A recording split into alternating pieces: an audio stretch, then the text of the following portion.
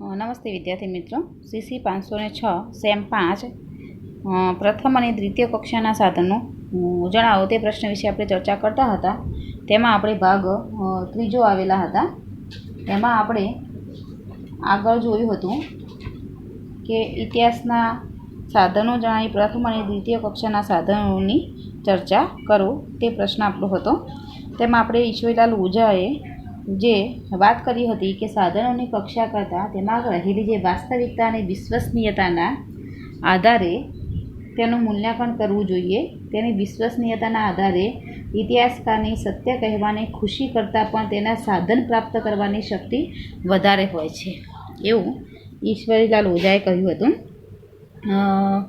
બીજું આપણે જોયું હતું કે ઐતિહાસિક સાધનો એટલે શું? તો ઇતિહાસની ભાષામાં કહીએ તો કોઈ પણ સાધન ઇતિહાસની માહિતી આપે છે તેને ઐતિહાસિક સાધન કહે છે. એટલે કે જે સાધન ઇતિહાસની માહિતી આપે તેને ઐતિહાસિક સાધન કહેવામાં આવે છે.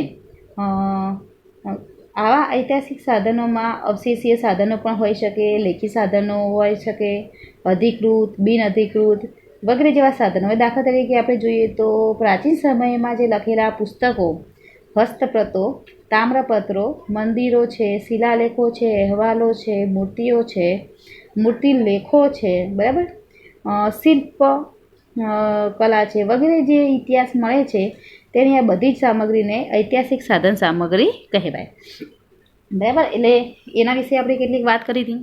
પછી ઐતિહાસિક સાધનોનું વર્ગીકરણ વિશેની વાત કરી હતી, જેમાં સમય છે, સ્થળ, મૂળ વસ્તુ, લિખિત, મૌખિક અને જુદા જુદા વિભાગોમાં તેને વહેંચવામાં આવેલું છે. એમાં આપણે જોયું હતું સાધનોનું મૂળ.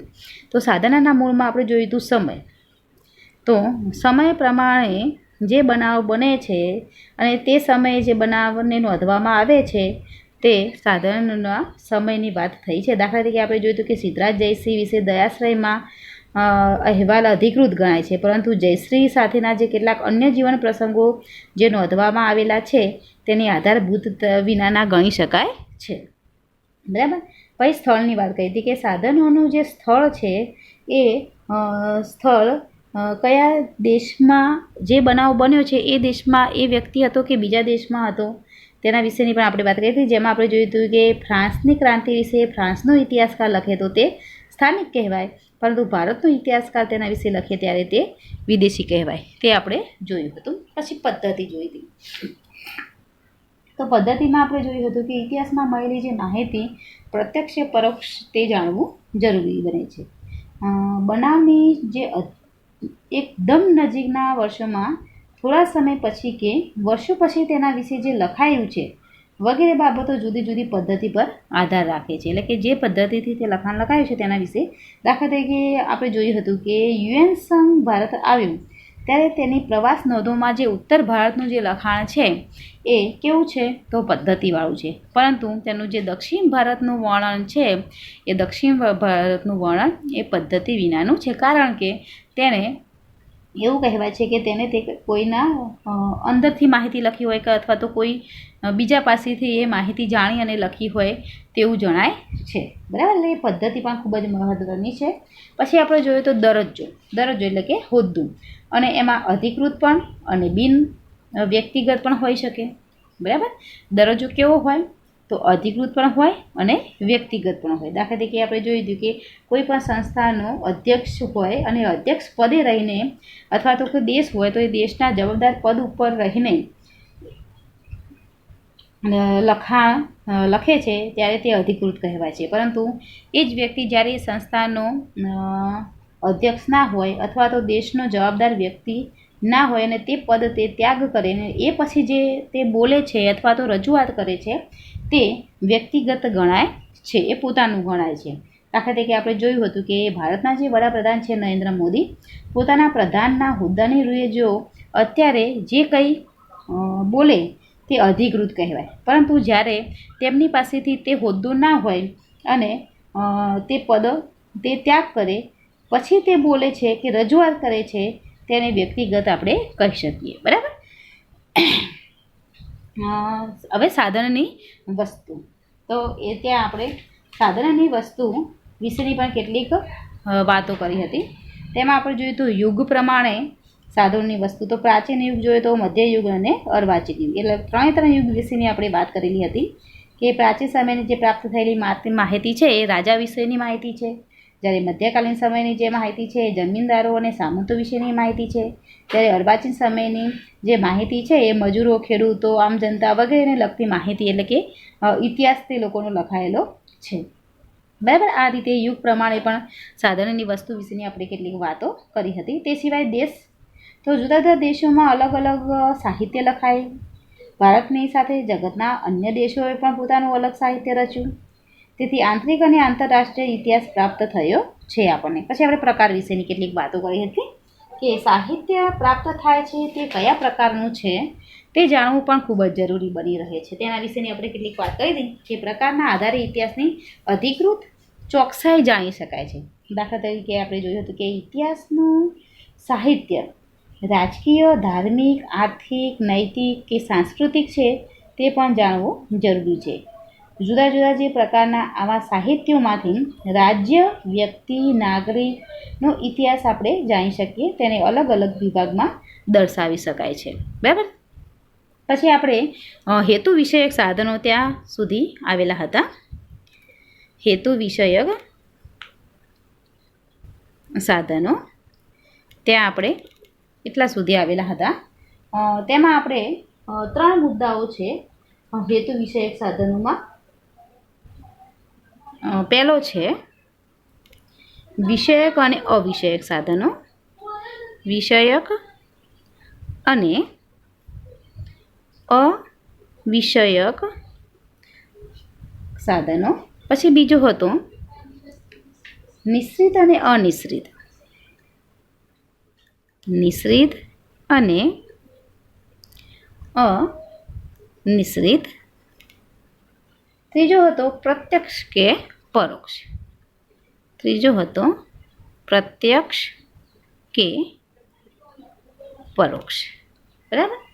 તો હેતુ વિષયક સાધનોમાં આ 3 જે બાબતો છે એ ખૂબ જ મહત્ત્વપૂર્ણ છે. વિષયક જે સાધનોમાં ચોકસાઈ જોવા મળે છે, એટલે કે જ્યાં વિષયક સાધનો છે, નિશ્ચિત સાધનો છે અને જે પ્રત્યક્ષ સાધનો છે, એટલે કે આ 3 જે સાધનો છે એ 3 સાધનોમાં શું જોવા મળે છે? તો ચોકસાઈ જોવા મળે છે. ચોકસાઈ જોવા મળે છે. દાખલા તરીકે આપણે વાત કરીએ તો જે સિક્કાઓ છે, પછી દસ્તાવેજો છે, પછી શિલાલેખો છે,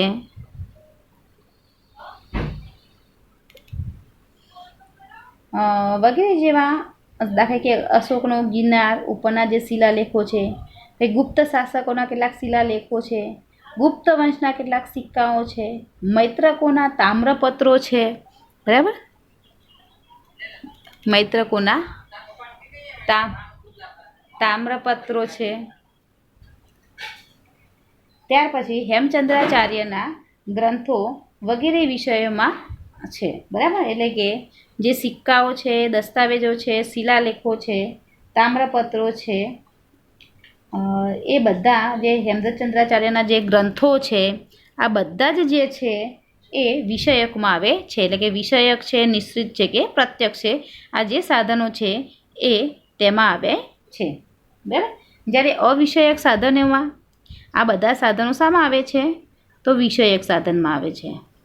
જ્યારે અવિષયકની વાત કરીએ તો અવિષયક સાધનોમાં કયા સાધનો આવે છે? તો નવલકથા છે,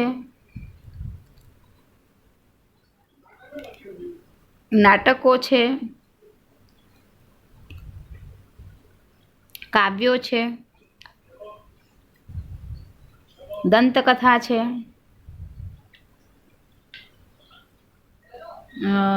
આવા જે સાધનો છે, નવલકથા, નાટકો, કાવ્યો, દંતકથાઓ, એ બધા શામાં આવે છે?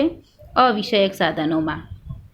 એટલે કે અવિષયક સાધનો કહી શકીએ, અનિશ્ચિત સાધનો પણ કહી શકીએ અને પરોક્ષ સાધન પણ આપણે કહી શકીએ. બરાબર. એટલે આ બે વસ્તુઓનો તફાવત આપણે જાણવો ખૂબ જરૂરી છે. કારણ કે આપણે બધા સાધનો જોયા, યુગ પ્રમાણે કયું સાધન હોય, પદ્ધતિ, તેના પ્રકારો, દરેક વસ્તુની ઝીણી વાતો આપણે કરી હતી. પરંતુ હવે જે સાધનો આપણને પ્રાપ્ત થાય છે, દાખલા તરીકે યુગ પ્રમાણે કયો સાધન છે, દેશમાં બનેલો છે કે વિદેશમાં બનેલો છે, તેના વિશેની આપણે માહિતી મેળવી કે જે દેશમાં જે બનાવ બન્યો હોય તે દેશનો વ્યક્તિ તે લખે છે તો તે વિષયક ગણાય છે. પરંતુ એ જો બનાવ એ બીજા દેશનો વ્યક્તિ લખે તો એ અવિષયકમાં ગણાવી શકીએ, અનિશ્ચિત ગણાવી શકીએ, પરોક્ષ ગણાવી શકીએ. બરાબર? એટલે આ રીતનો તફાવત તમારે જાણવો ખૂબ જ જરૂરી છે. દાખલા તરીકે સિક્કાઓ છે, દસ્તાવેજો છે, શિલાલેખો છે, તામ્રપત્રો ગ્રંથો છે, આ બધા શામાં આવે છે? તો વિષયકમાં આવે છે, નિશ્ચિતમાં આવે છે, પ્રત્યક્ષમાં આવે છે, તેને જોઈ શકાય છે. બરાબર?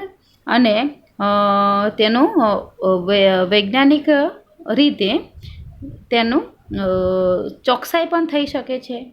બરાબર? અને તે પ્રથમ કક્ષાનું સાધન પણ આપણે ગણાવી શકીએ. એટલે આ વસ્તુ જે છે એ તેના બે ભાગ છે એ ખૂબ જણાવે છે. પ્રથમ અને દ્વિતીય કક્ષામાં તમે અત્યારથી જ આ તફાવત તમને દેખાશે. પછી તમારે પ્રથમ અને દ્વિતીય કક્ષાના સાધનોમાં બહુ જાણવાની જરૂર પડશે નહીં. એટલે અહીંયા જે છે સિક્કાઓ, દસ્તાવેજો, શિલાલેખો, તામ્રપત્રો, બરાબર, દાખલા કે મહેલો હોઈ શકે, એમાં તાજમહેલ એમાં પણ આવી શકે, પછી મૂર્તિઓ પણ આવી શકે. આ દરેકે દરેક જે વસ્તુઓ છે જે પ્રત્યક્ષ આપણને દેખાય છે એ બધા વિષયક અને નિશ્ચિતમાં આવે છે.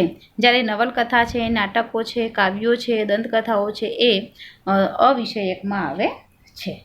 એટલે અહીંયા ઇતિહાસના સાધનોમાં બે ભાગ પડેલા આપણને દેખાય છે એવું આપણે કહી શકીએ.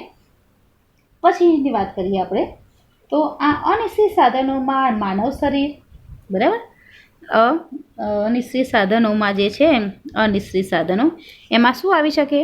તો માનવ શરીર, માનવ હાડપિંજર. આપણે આગળ જ્યારે જોયું હતું કે ઇતિહાસના સહાયક શાસ્ત્રો એમાં આપણે જોયું હતું ને માનવ હાડપિંજરોનો અભ્યાસ કોણ કરે છે? તો તમને ખબર હશે કોણ કરે છે? કયું શાસ્ત્ર છે જે માનવ હાડપિંજરોનો અભ્યાસ કરે છે? પછી જે માનવ હાડપિંજરોનો અભ્યાસ કરે છે તે શાસ્ત્ર તમારે શોધવાનું છે. કારણ કે તમે જે છે એ થોડી ઘણી આ પ્રશ્ન તો આઈએમપી જ હતો આપણું, ઇતિહાસના સહાયક શાસ્ત્રો જે છે એ, બરાબર. તો નુવન શાસ્ત્ર જે છે એ શું કરે છે? તો માનવ હાડપિંજરોનો અભ્યાસ કરે છે. બરાબર? એટલે એ શું શામાં આવે છે? તો અનિશ્ચિતમાં આવે છે. દાખલા કે માનવ હાડપિંજરો જે છે એની ઊંચાઈ, બરાબર, હાડપિંજરની ઊંચાઈ, પછી તેનો આકાર, એ વગેરે વિશેની માહિતી પણ અનિશ્ચિતમાં આવે છે. બરાબર? માનવ શરીર, માનવ હાડપિંજર, તેની ઊંચાઈ, આકાર અને તેને લગતો અભ્યાસ પણ થાય છે, આપણને ખબર છે તે પ્રમાણે. બરાબર? એટલે અહીંયા જે વિષયક સાધનો અને અવિષયક સાધનો, નિશ્ચિત અને અનિશ્ચિત, પ્રત્યક્ષ કે પરોક્ષ, આ બંને વચ્ચેનો તફાવત આટલો છે. બરાબર? સિક્કાઓ, દસ્તાવેજો, શિલાલેખો, તામ્રપત્રો, ગ્રંથો છે, મહેલો છે, બરાબર, એ બધી વસ્તુ વિષયક, નિશ્ચિત અને પ્રત્યક્ષમાં આવે છે. જ્યારે નવલકથાઓ, નાટકો, કાવ્યો, દંતકથાઓ, માનવ શરીર, માનવ હાડપિંજર, ઊંચાઈ, આકાર, એ બધું અનિશ્ચિત સાધનોમાં અવિષયક અને પરોક્ષમાં આવે છે. હવે આપણે બીજો મુદ્દો જોઈએ. તો બીજો મુદ્દો છે અવશેષીય અને સાહિત્યિક સાધનો. અવશેષીય અને સાહિત્યિક સાધનો. એમાં આપણે પહેલું લઈએ અવશેષીય સાધનો. બરાબર? પહેલાં આપણે અવશેષીય સાધનો વિશેની વાત કરીએ તો અવશેષીય સાધનોમાં મહેલો આવે છે, બરાબર, દેવાલયો આવે છે. તમે અહીંયા જુઓ, ખાલી જે મુદ્દો છે એ જ બદલાય છે, બાકી તમારે ખાલી જે સાધનો છે એ સાધનોને બે વિભાગમાં વહેંચવાના છે ખાલી. બરાબર? કે અવશેષીય સાધનો કયા છે? તો મહેલો છે, દેવાલયો છે, કોતરકામ છે, મંદિરો છે, બરાબર, શિલ્પો છે,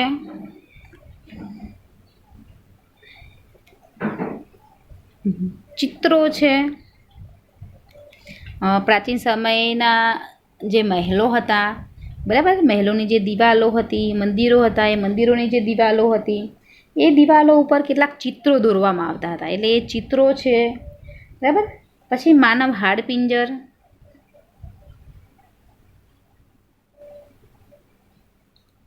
પોશાક,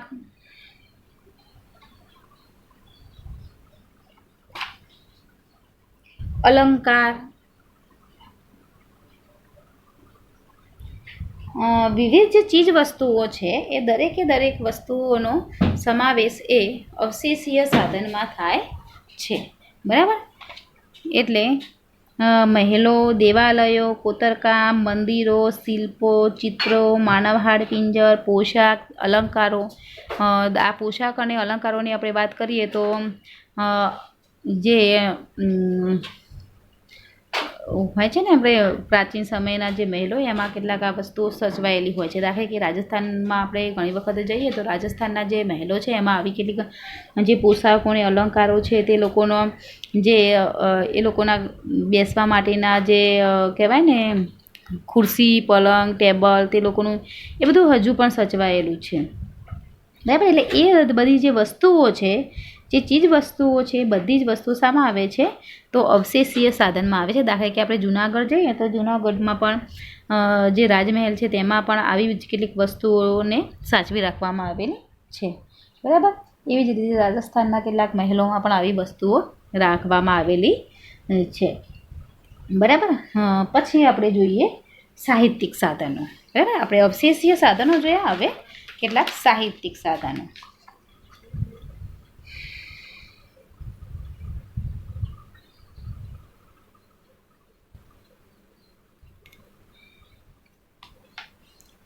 તો સાહિત્યિક સાધનોની આપણે વાત કરીએ તો સાહિત્યિક સાધનો અનેક પ્રકારના હોય છે, બરાબર. એ જુદા જુદા પ્રકારના હોય, જેમાં ભાષા મહત્ત્વની છે, કારણ કે સાહિત્યો જે છે એ જુદા જુદા પ્રકારના હોય, તેમાં ભાષાઓ પણ અલગ અલગ હોય. એટલે કે ભાષા અને બોલી પ્રમાણે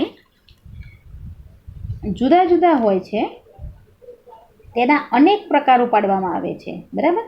એટલે કે સાહિત્યિક સાધનો ભાષા અને બોલી પ્રમાણે અલગ અલગ હોય છે અને તેના આધારે તેના અલગ અલગ પ્રકારો પણ પડે છે. દાખલા તરીકે આપણે જોયું હોય તો સંસ્કૃત, કારણ કે ભાષા છે, પ્રાકૃત, અર્ધમાગધી, આ બધી શું છે તો ભાષાઓ છે. બ્રાહ્મી, દાખલા કે આપણે અશોકનો જે જુનાગઢનો જે લેખ છે, બરાબર, અશોકનો જે જુનાગઢનો લેખ છે એ કઈ ભાષામાં છે તો બ્રાહ્મી ભાષામાં છે. એટલે કે બ્રાહ્મી પણ શું છે તો ભાષા છે.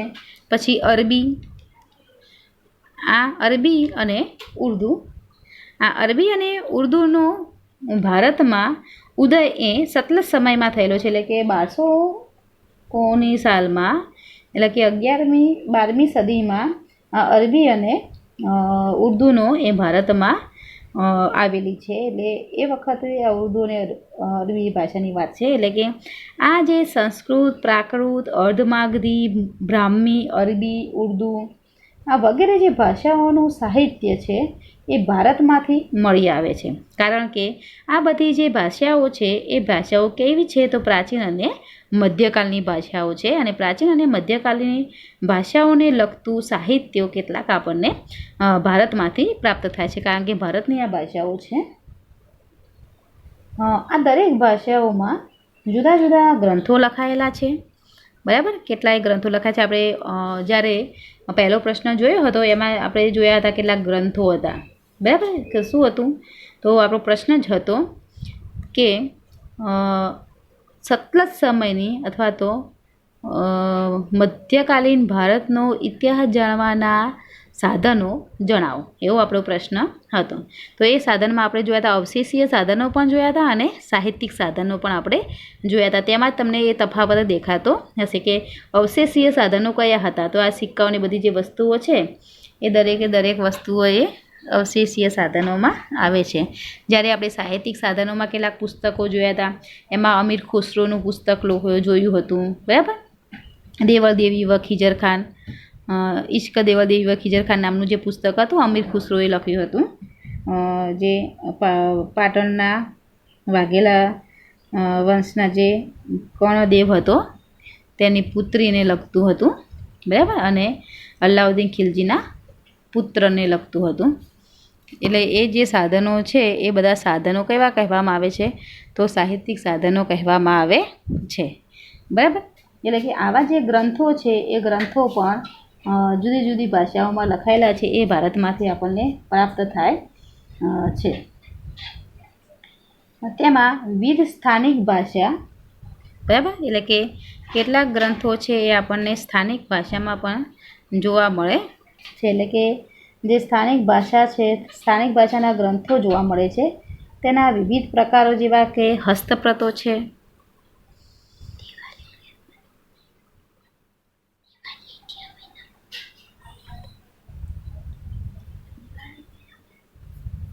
પુસ્તકો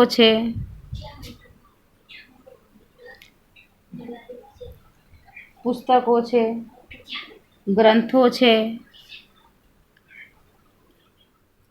પ્રથમ અને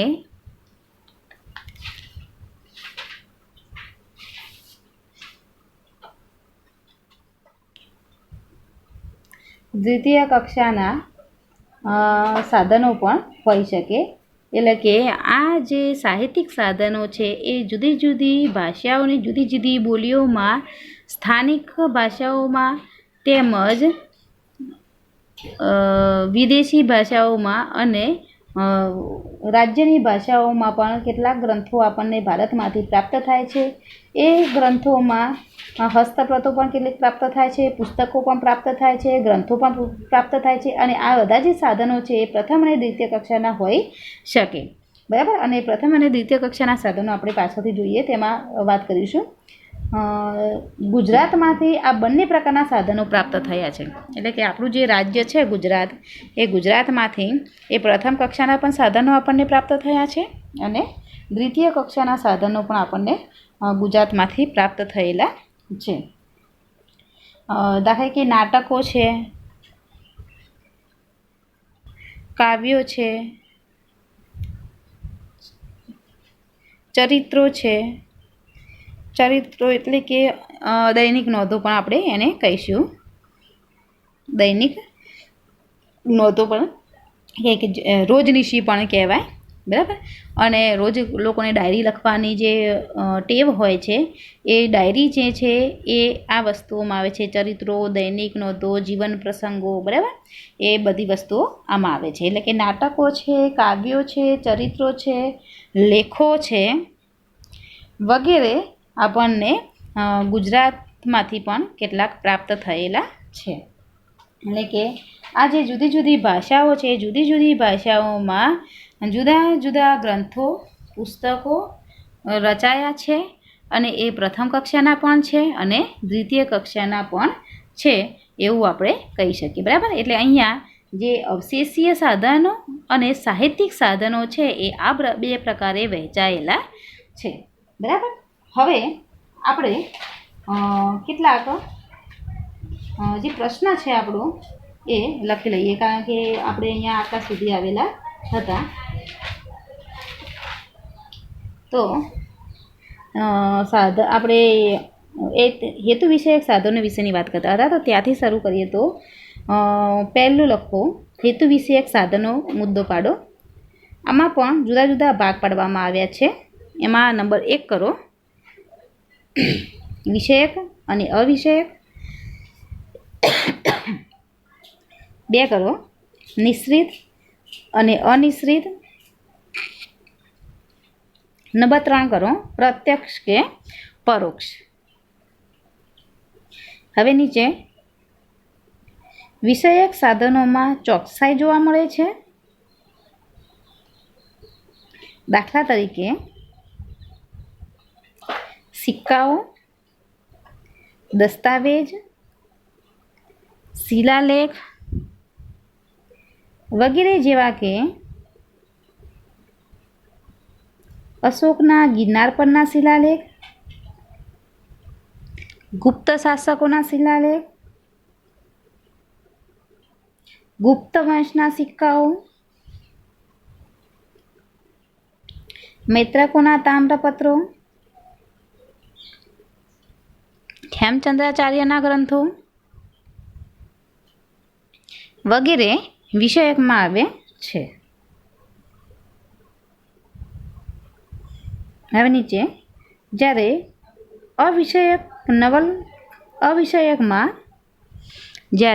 અવિષયકમાં નવલકથાઓ,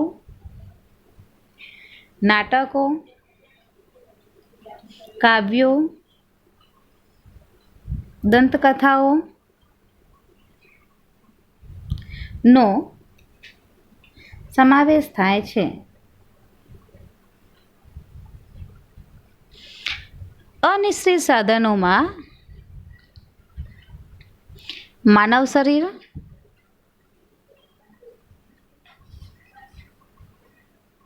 માનવ હાડપિંજર, ઊંચાઈ, આકાર વગેરે ગણાવી શકાય છે. હવે મુદ્દો પાડો અવિષયક અને સાહિત્યિક સાધન.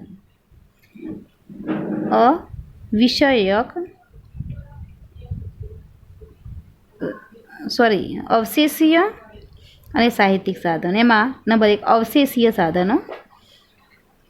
એની અંદર અવશેષીય સાધનોમાં મહેલો, દેવાલયો, કોતરકામ, મંદિરો, શિલ્પો, ચિત્રો, માનવ હાડપિંજર, પોશાક, અલંકાર, વિવિધ ચીજવસ્તુઓનો સમાવેશ થાય છે. નંબર 2 સાહિત્યિક સાધનો. તેની અંદર સાહિત્યિક સાધનો અનેક પ્રકારના હોય છે, જેમાં ભાષા અને બોલી પ્રમાણે જુદા જુદા હોય છે. તેના અનેક પ્રકારો પાડવામાં આવે છે. સંસ્કૃત, પ્રાકૃત, અર્ધમાગધી, બ્રાહ્મી, અરબી, ઉર્દુ વગેરે ભાષાઓનું સાહિત્ય ભારતમાંથી મળે છે. આ દરેક ભાષાઓમાં જુદા જુદા ગ્રંથો લખાયેલા જોવા મળે છે. તેમાં વિવિધ સ્થાનિક ભાષા ગ્રંથો જોવા મળે છે.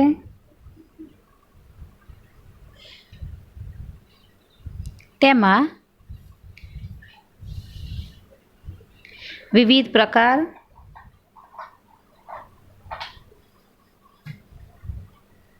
જેવા કે હસ્તપ્રતો, પુસ્તકો, ગ્રંથો, પ્રથમ અને દ્વિતીય કક્ષાના સાધનો હોઈ શકે છે. ગુજરાતમાંથી આવા બંને પ્રકારના સાધનો પ્રાપ્ત થયા છે.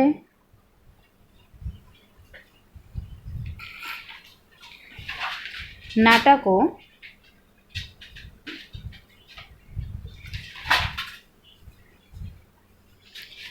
કાવ્યો, ચરિત્રો કૌંસમાં કરો, જીવન પ્રસંગો, દૈનિક નોંધો કૌંસ પૂરો કરો, લેખો વગેરે પ્રાપ્ત થાય છે. બરાબર, ત્યાં સુધી આપણે રાખીએ છીએ. અને આપણું જે નેક્સ્ટ લેક્ચરમાં આપણે લિખિત અને અલિખિત સાધનો બાકી હતા. એ આપણે લિખિત અને અલિખિત સાધનો એ આપણે નેક્સ્ટ લેક્ચરમાં તેના વિશેની ચર્ચા કરીશું. તે સિવાય પ્રથમ અને દ્વિતીય કક્ષાના સાધનો વિશે પણ કેટલીક ચર્ચા આપણે બાકી છે. એ જે છે મુદ્દાઓ બાકી તે આપણે નેક્સ્ટ લેક્ચરમાં તેની ચર્ચા કરીશું.